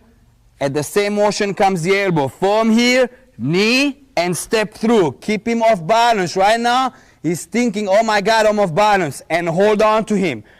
From here, I'm coming to the gun. Again, thumb goes on the slide. Break 90 degree, break his finger, straight out, rip it out. Elbow, pull out. Rack the gun, and tell him to get on the floor. Again, you got one here, two here. Knee, and step through. Make sure you contain him. Don't do this. Don't go one and hit him and let him fly, because just like it sounds, he flew back and he can shoot you now. Again, it's here, here, and here. Break the finger. Out we go. Elbow, rack it, tell him to get on the floor. Amen. Whatever you want. Get on the floor. On the floor. Again. Amen. Whatever you want. Get on the floor. On the floor. Again, Chris is coming from the rear. Now, if he comes to my head or to the body, go back to the body, Chris. If he comes to the head or to the body, go back to the head. It's the same disarm. It's the same disarm. In other words, I treat it the same way. If he's right hand or the left hand, I don't know so. In other words, from here, I turn into it. If he's got the gun in the other hand, put the gun in the other hand, and he threatens me, it's the same disarm, just I'll have to adapt to it. The only time I choose where to turn if he puts the gun to my back and he holds my shirt with the other hand. Then I can't turn over here because that is restricting me. Therefore, on this one, I will be forced to turn to this side with the same exact technique. Okay, so only if he restrains me with one hand, I'm going to go to the other side. If it doesn't, I treat right hand, left hand, two hand, gun, shotgun, assault rifle the same way, because I really don't know what's behind me. I'm just feeling a firearm digging into either my back or my head and give me a threat. I do the same technique regardless of the variation, unless he holds me with one hand. When he holds me one hand, he tells me in which hand he's got the gun, and therefore I will go wherever it's less restricted.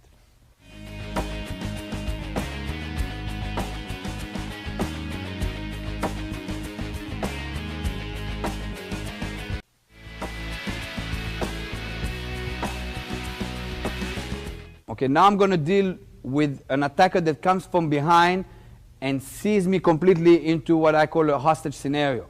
This is going to be a completely different dynamic in the sense of he's going to wrap his hand around me. Chris wraps his hand around me and puts that gun right into my forehead. Again, my primary danger now is the line of fire. However, I'm not going to be able to move or turn anywhere out of the line of fire because he has seized me. Okay, the first thing I'm going to do again is I'm going to comply and raise my hands. As I raise my hands, what I'm doing is I'm getting my hand closer to the gun, since I'm going to have to basically seize the gun because I can't turn out of the line of fire. Anytime I turn now, I'm going to get shot anyway. So one will be here. Number two will be seize the gun and turn it out. Okay, I'm going to go one time slow, pay attention. I'm coming one here, turn the gun out. That will be do so by me putting my thumb by the trigger dot, seizing and turning it. Now you're going to have to practice this, but as soon as you got it, it'll be fast enough. Now at this point, the gun got discharged, and the gun is very close to both of us, but I was ready for it, he wasn't. That's what short circuits his thought right now. From here, I'm going to squeeze out and hit him in the groin. This will short circuit him downstairs. From here, I come out the back door, and I'm pointing down the gun. Make sure you don't point it at you, still out of the line of fire. From here, I'm going to hit the plea right here. And as I hit, I'm going to step back. And I disarm him, rack it up, and tell him to get on the floor. Again, I'm right here. First thing, hey man, whatever you want. Two will be here, gun got discharged. This is what short circuits his thought. This is what short circuits him physically by hitting him in the groin. I come out the back door. From here, hit and yank out. In case you have a struggle here and you can do it, kick him in the leg, out we go, and you'll still be out.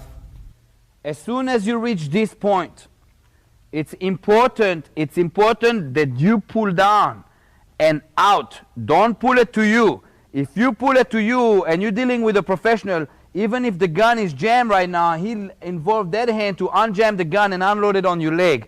Make sure it's still out of the line of fire as far as your leg is concerned. Now when I go to hit here, don't do it like this, because if it slips out, you did not accomplish nothing by it. You're going to hit with the wedge of your hand. As you hit, you're going to yank. As you yank, you're going to pull that leg out. So you have three actions against one hand. You got one here, two here, and the ledge over your leg. That will make him let go. And rack the gun, and down we go. Hey man, whatever you want. Get on the floor. On the floor now. You good? Hey man, whatever you want. On the floor. On the floor.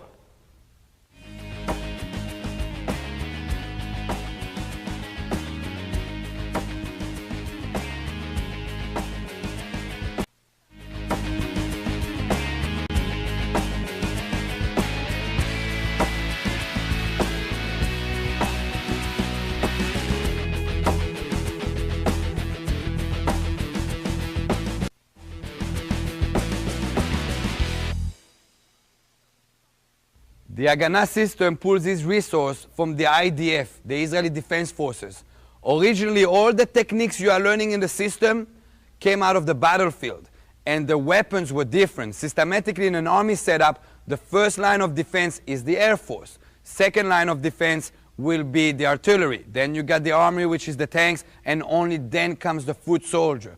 So the progression on the battlefield is actually the other way. However, the resource and where it came from comes from the battlefield. This is where the Haganah system will give you a system that you can trust. And when people can trust the system, the confidence level rises to begin with. All right, so originally the scenario was that the assault rifle was coming from the rear. Again, number one will be, I'm going to act like I'm complying. From here, two remains the same thing.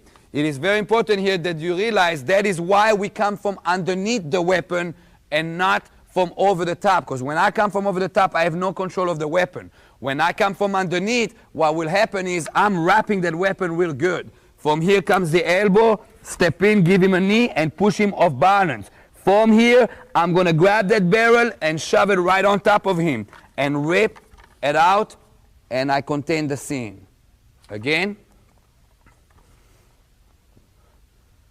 1 will be here. 2, knee him, step through. Hit him with it, come out, and here we go.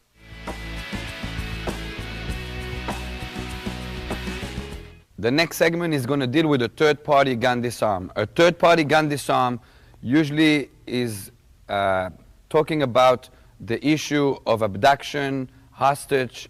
Basically, you will defend somebody that's been attacked by the assailant. There's a few levels to this. There is the level that you will be negotiating in the process. There's the level that you'll come from an angle that they don't expect it. This specific one will be that I'm coming from the rear. Now, if it's a hostage situation and law enforcement is involved, this is not going to be done by only one operator. In other words, there will be a negotiator, there will be a sniper set up, this and that. Right now, I'm dealing that I am the only one on the scene. In other words, either I'm the first one that got dispatched on the scene, or either this is a civilian situation that somebody grabbed a loved one of mine and I need to defend them. Chris is going to grab Candice from the back and put the gun up here. Now again, if Chris wanted to shoot Candice, he would already done that. Therefore, there's a demand. All right. At this specific technique, I'm going to come from an angle. Okay. Me coming from an angle, I'm basically not letting know Candice or Chris that I'm going to intervene. In other words, there is no anticipation on their side. I'm coming from an angle, and what I'm going to do is the problem here and the primary danger is the line of fire to Candice's head. I am going to redirect the line of fire. Since Candice doesn't know I'm going to do something, I cannot cue and say, Candice, move out of the line of fire. That will trigger Chris as well at shooting her. Therefore, I'm going to have to redirect the line of fire versus make Candice move out of the line of fire. So I'm coming here, and all I'm going to do is I am going to shoot my hand and turn the gun into Chris. Okay? Again, I'm going to shoot my hand and automatically or directly turn the gun into Chris. When I do so, I'm going to dig that gun as strong as I can, either in the collarbone or in his chest. So that will short circuit him into becoming victimized or thinking defensive-wise. So again, I'm coming, I am shooting, and right away, right here, all right, from here, I'm going to have to disconnect Chris from Candice. That will be done by pushing on his kidney pressure point from the rear with my knuckles. All right, so what I'm going to do is I'm going to press here and keep shoving here. So in case Chris pulls the trigger, he actually pulls the trigger on himself. And from here, I'm going to simply shove down and take Chris down. From here, gun will be in my possession, and right there, I got the threat taken care of. Again, Candice, please. All right, so again, I'm coming in here, shooting in, straight in. From here, take down and disarm, and I take it over. Now, because of the nature of the encounter, Chris might get shot. Okay, that's a given because I'm turning the gun into him. This third party, the stakes are higher, and the gun might discharge on him. That's just part of the technique. As far as the rear part of it, you're going to put your knuckles, dig into him, and push the gun, use the muzzle of the gun, and you're going to arch him. So right now, if you pay attention, he's on his heels. As he's on his heels, I'm going to start driving straight down with the gun, like a piston, straight down. And from here, the pain will either let him let go of the gun, or you'll have to hit him one time, and now the gun is completely in your possession.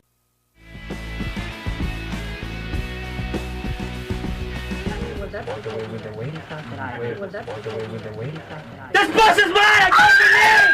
Everybody ride it! Drive the bus! Keep driving the bus! Get down! Get down! Get down! Stop the bus! Stop the bus! Stop the bus! Stop the bus! How do we go? Everybody out! Everybody out! Everybody out! Out the bus! On the ground! On the ground! On the ground! On the floor! Get on the floor! Don't move!